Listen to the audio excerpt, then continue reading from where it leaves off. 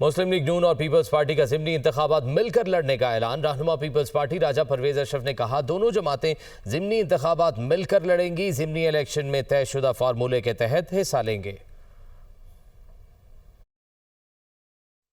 ایک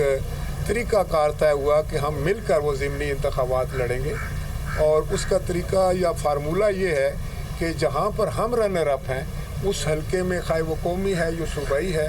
جہاں Peoples party کا رنر اپ کوئی کینڈیڈیٹ تھا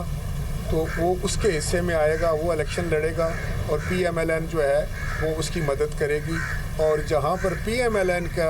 رنر اپ کینڈیڈیٹ ہے، خواہ وہ قومی اسمبلی یا صوبائی اسمبلی ہے، اس میں پاکستان پیپلز پارٹی اس کی مددگار ہوگی۔ ہم اتحادی ہیں،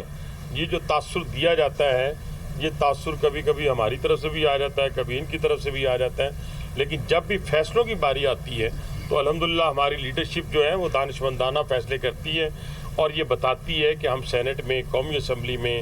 ہر جگہ کے اوپر ایک دوسرے کے اتحادی ہیں، اور پنجاب